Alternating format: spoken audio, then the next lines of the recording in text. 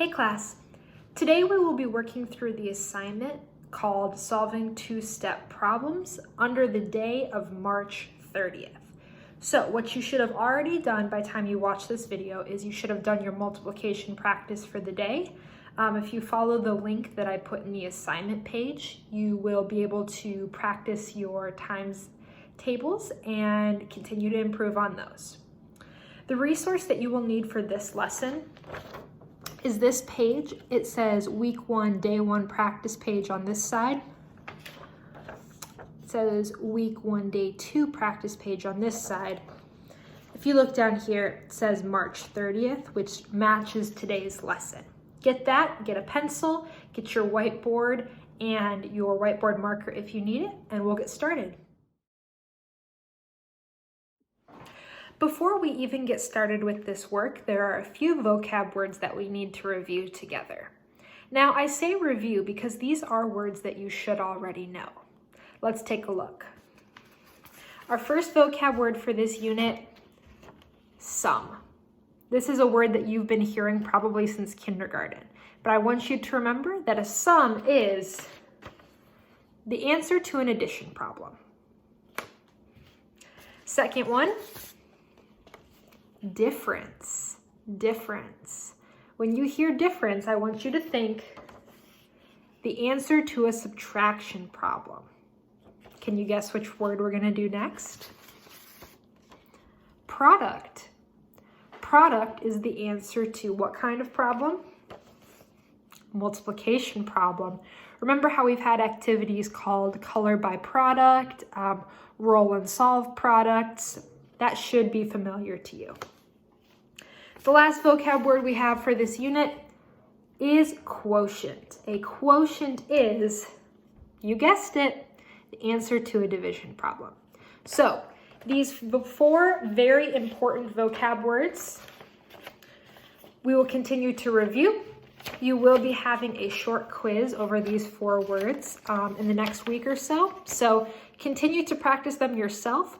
One good thing you could do is pause this video when you see the word and the definition, and you could even make your own flashcards to practice at home.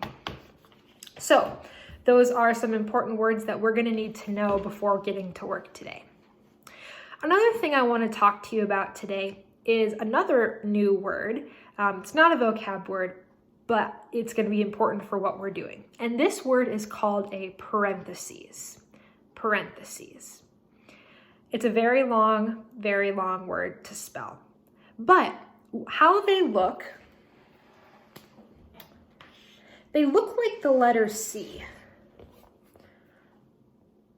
You would put some sort of numbers or words in here, and it's a part that you're kind of separating off from the rest of whatever you're dealing with. So these parentheses we're going to be using in today's work. And if you look at the worksheet, you'll see that there are parentheses there. The thing we need to remember about parentheses is that they are bossy. Bossy. Oh yes, they always want to go first. So whenever we see a math problem with parentheses in them, it means whatever is in the parentheses has to be the first thing that we solve.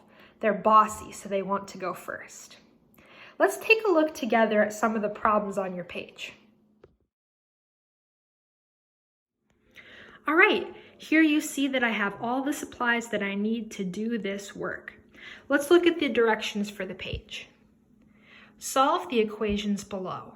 Remember to solve in the parentheses first because they're bossy. They want to go first. Let's look at number 1. I've already written it here on my whiteboard. Notice 3 times 2 is inside the parentheses, and outside the parentheses we have divided by 6. Here's how we will solve this problem. We ask ourselves, what's 3 times 2? We know that that is 6. What part of my equation did I not touch? Divided by 6. So we have what we took from the parentheses. We can cross that out because we already used it. And we bring down the part that we haven't touched yet. We have divided by 6. So to get the answer, we ask ourselves, what is 6 divided by 6? That answer is 1. So on the line, all you need to write is 6 divided by 6 equals 1. I do want you to include that equation that you got from the first part just to make sure that I can see your thinking. Let's do the next problem together. Which part goes first? That's right, the part inside the parentheses. We can do this in our head. 10 plus 8 equals 18. What part did we not touch? Divided by 9. 18 divided by 9 equals 2. Notice how all of the problems on this side of the page follow that same strategy. If we turn over to the back, it's more of the same kind of problems. What do we do if the parentheses come at the back of the equation, like in this problem number 3? Do we still solve the parentheses first? Yes, we do. 7 plus 4 is 11. What part of the equation do we not touch? 3 times. 3 times 11 equals 33. That's what you're going to continue to do for the rest of this page and for the back. If you have any questions, please have your adult email me. Keep working hard. You're doing a great job.